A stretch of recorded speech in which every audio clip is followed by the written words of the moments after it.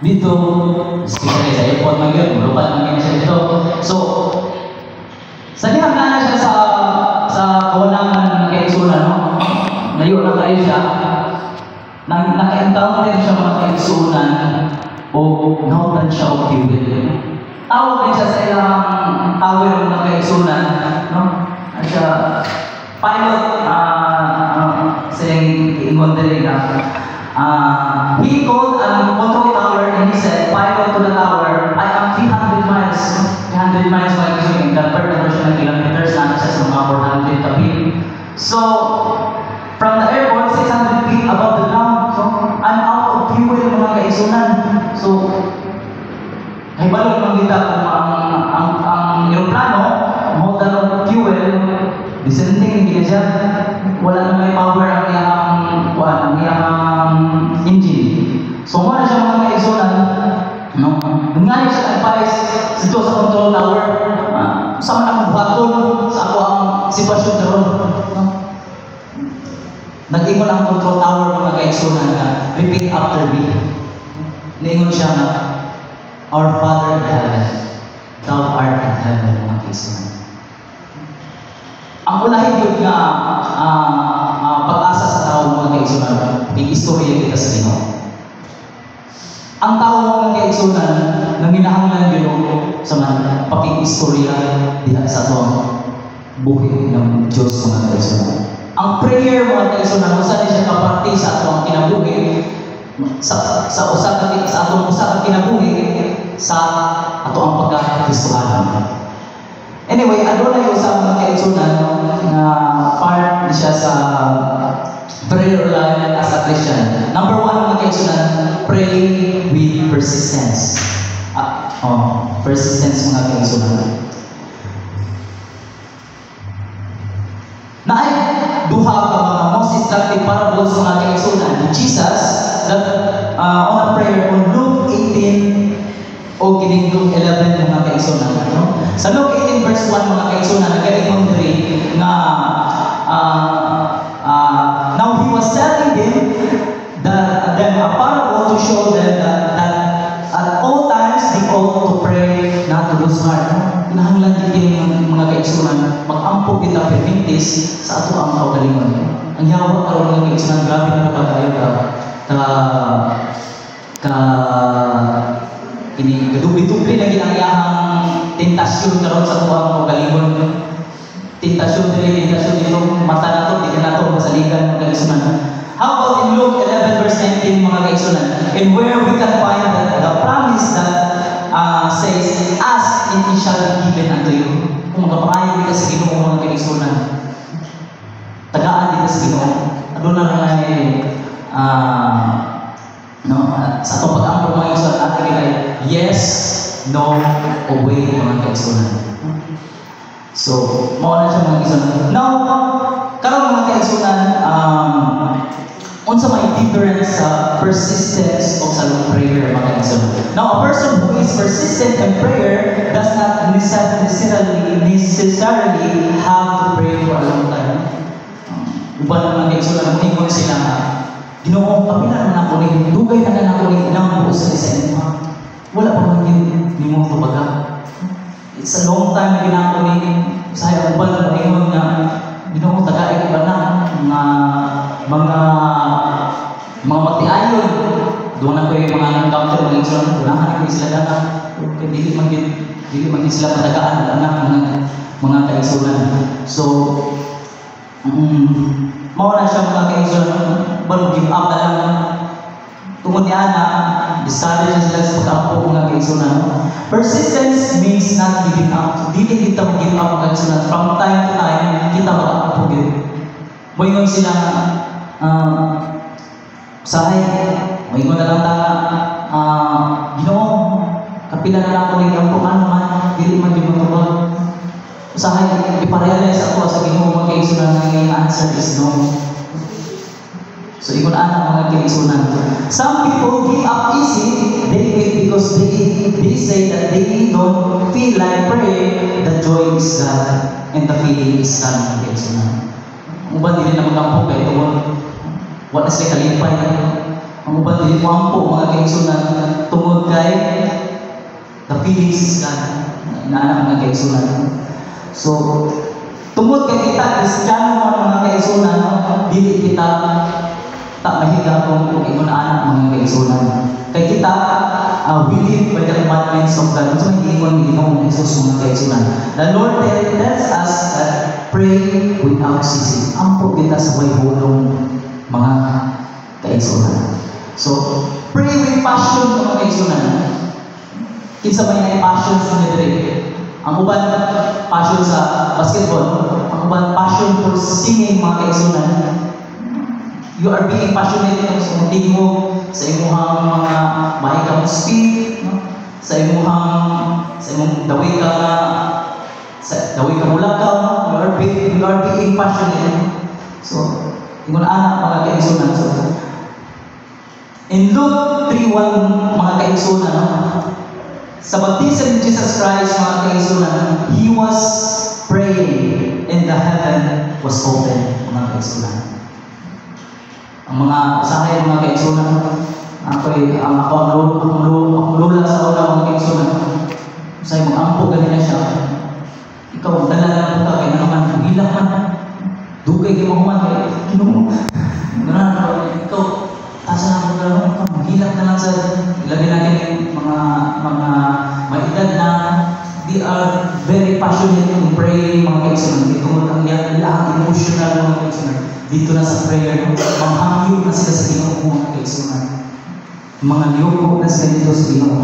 And Luke 6:12 mga kaigsunan, before He called disciples and He spent the whole night in prayer. Even kani ang Ginoo mga kaigsunan. Before niya tagaan instruction ang iyang mga disciples, mga kaigsunan, man, mag-pray sa siya, makikistorya siya sa iyang amahan.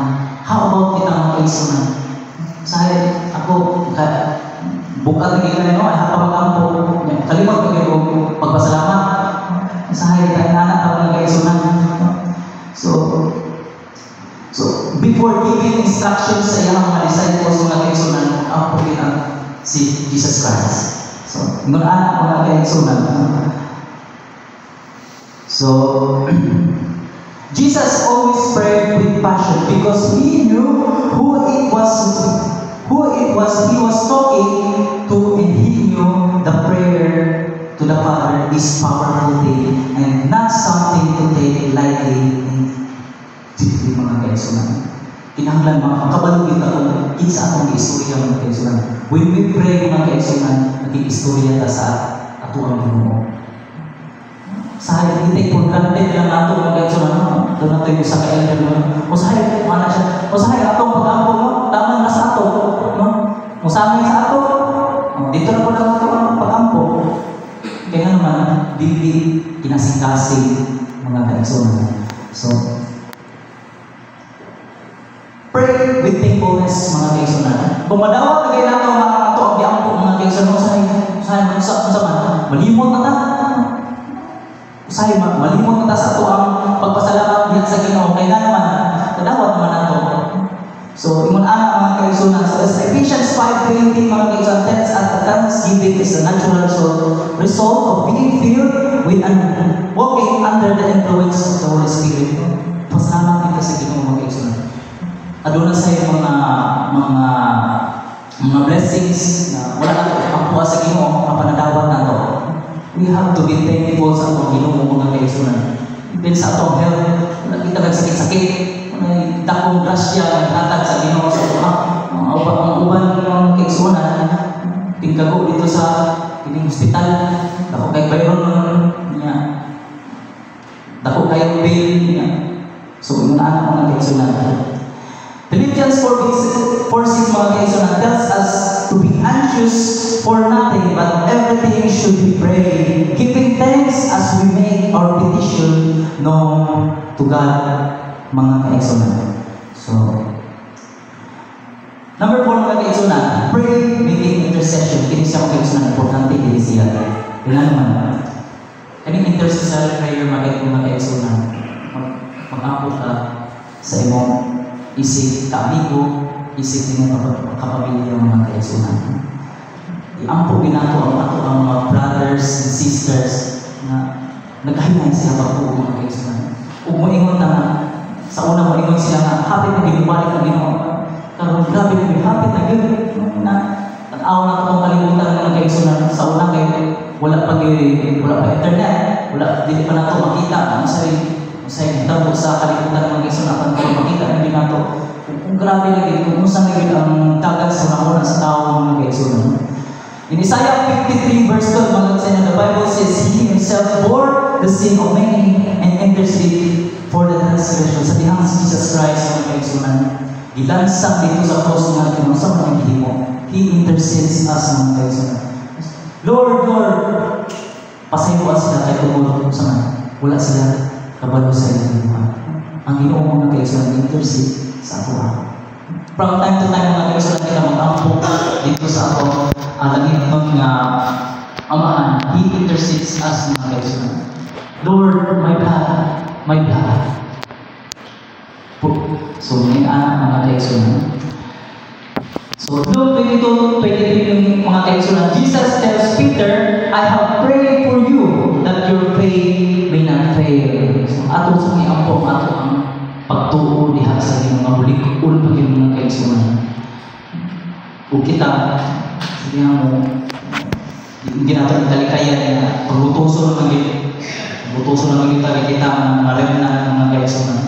From time to time, pinahangladig kung pinatong pagtuo diha sa Ginoo mga kaigsunan. So, yan mga kaigsunan. So, na ay 5 things mga kaigsunan nga 5 things that happen when we pray. Number 1 mga kaigsunan, prayer internalize the burden ng mga kaigsunan. Kinsa may nag-ampo din yung mga kaigsunan na grabe na yung burden ng kaigsunan. Kung kayong gulahan, kapoy na kayo, pero muampo ka ka sa Ginoo mga kaigsunan at ang inyong paminaw, naman, ihatag mo sa Ginoo ang inyong burden. Mga kaigsunan. It deepens our ownership of the burden and our partnership with God as we pray. We become aware of how God might us to answer the prayer, how might to involve us in the ways that we have not therefore foreseen mga kaigsunan. So, number 2, prayer forces us to wait. So, adunay mga prayer mga kaigsunan, wala hatag sa Ginoo sa to. Naman, sa tuhan na kainan, tulog na kainan mga kaigsunan. Ibalik, yes, no, or wait mga kaigsunan. So, number 3 mga kaigsunan, prayer opens our spiritual eyes. I-open sa Ginoo ato ang spiritual eyes mga kaigsunan. Tagaan ang lamdags kung ako na kita mag-pray kung ito mga kaigsunan at ang kasing-kasing. Sahay ng stress na kita, kung pray na sa Ginoo mga kaigsunan, makakuna at tarong anak mga kaigsunan. So number 4 mga kaigsunan, it aligns our heart with God's heart. So nindot tayo mga kaigsunan. Kung kita maampo mga kaigsunan, maalay ito kasing-kasing diha sa kasing-kasing sa Panginoon Jesus. Ang Ginoo mga kaigsunan, He is willing to help us mga kaigsunan. From time to time, He is willing na matabang sa tuwa. Ang ato alam yung mga kaigsunan, makikistorya lang dito sa ita, pinaagi sa pag-ampo mga kaigsunan. Ang pag-ampo po sana siya kapag-powerful na pagtuo niya kami ng Diyos. Nalimataan mga kaigsunan, mampo ka sa Ginoo. Magpiyaw lang ka, pero wala kayo kastorya. Pero magpiling mo na naagi na ay naginaw ng mga kaigsunan. Pag-ampo na ito mga kaigsunan, atong ihatag, itong burden diha sa Ginoo. Muingon sila, kung saan man siya, sige naman siya dampo. Sige naman siya yuko sa iyang sa henok. Dito, matutawag ka ng mga public places. Maulaw di ka naman po. Anak lang ka, yuko lang ka, asay. Makasulay mo ka ng kalbasing mga kaigsunan. Alas 12 sa gabi, ampo gina sa prayer check, yung lang mga kaigsunan, grabe nila ang pagtukoy dahil Ginoong Hesus, mga kaigsunan. So, atong liwalo na ato ang pagtukoy diha sa Ginoo ang Jesus Christ ang kaigsunan, hatod na din siya mabalik. And this is our prayer. This is our